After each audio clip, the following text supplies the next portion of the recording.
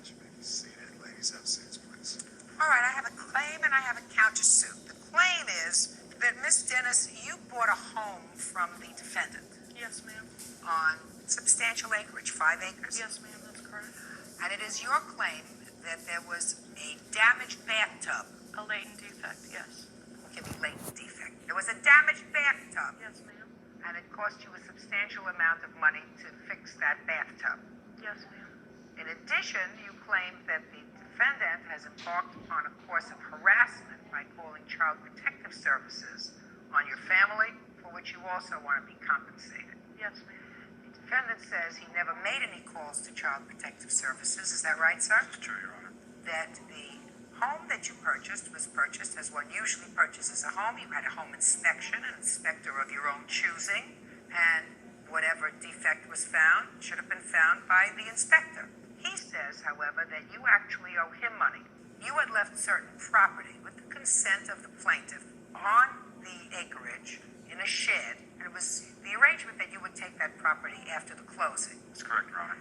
And that the defendant, in retaliation for the fact that you weren't going to pay her for this bathtub, locked the shed, couldn't get to your property. Subsequently, the shed was removed. She put your property at another location, and a lot of it was either damaged or destroyed. That's true. Okay. I don't know if it's true or not, but that's your claim. Yes.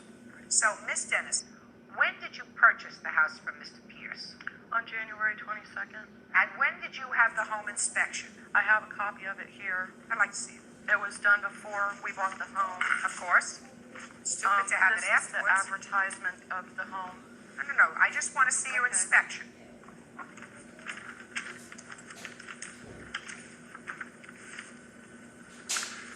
Your Honor, it claims 2 full baths, and being how one of the tubs was damaged, it was only considered 1.5 baths. Is that what you're trying to tell me? That because the home was advertised 2 full baths and there was a crack in one of the bathtubs, he misrepresented the home to you? Yes, ma'am. Oh, you get a life. Bird, would you buy a house where the report of findings said visible evidence of wood-destroying organisms observed, wood rot and subterranean termites, wood rot, subfloor, under bathrooms, says damaged, tub, shower, and walls, damaged, deterioration, noted in tub, plastic tub, cracked right front corner. All right, let me hear your claim with regard to this bathtub, madam. The bathtub was cracked all the way in the middle of the tub. It was hidden with a decorative non-slip strip. Basically, my father-in-law, who is also my realtor, considered it, saw it. It was a latent defect. It wasn't a latent defect. You had an inspector.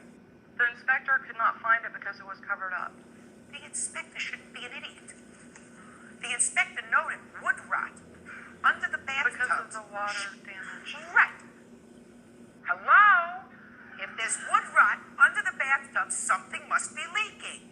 My goodness, where is that leaking from? They thought Let it me was take a from look in the termites. bathtub.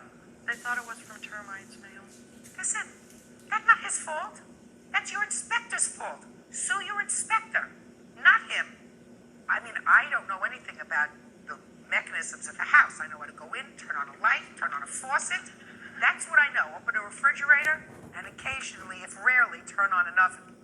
But I do know this, that when you buy a house, you have a complete inspection, and it's simplistic that if there's wood rot that he notes twice under a bathtub, that you go and you peel off whatever is there, the strips that you put in so that you don't slip and fall, you peel it off, and you say, that's where it's leaking from.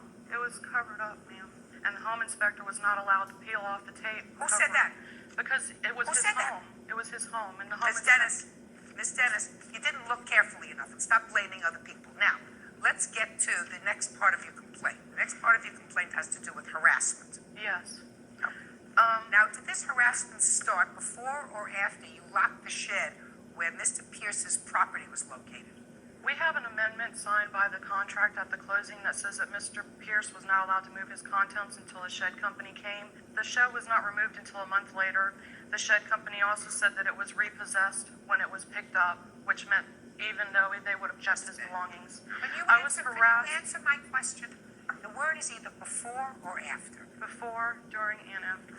So tell me when you locked the shed. The 24th, after I confronted him. 24th of what? January, 2 days later after the closing. Okay, 24th of January. When I confronted him about the crack tub. And he said what to you? That tub's fine, my kids use it all the time. Okay. And I said, well, how come you didn't disclose it to the home inspector, the realtor, or anybody else about the crack tub? You know, maybe we could have negotiated a different price. Maybe I could, you know, just make me aware of it. He did not make me aware of it. My daughter could not Shut pay up. for Listen, days. what he said to you was, my kids use that tub all the time, which is probably true because there was so much water underneath that the wood rotted, and the tub was fine. But on the 24th, you confronted him 2 days after you closed. When did you lock the shed? The 23rd. You locked the shed the 23rd after you discovered the crack. Before. Your Honor, if I may. Go ahead. When I went to go pick up my possessions, which was on the 24th of January, the shed wasn't still locked. They advised me that there was a problem and that I had to deal with my realtor and her realtor at the time, which is her father-in-law.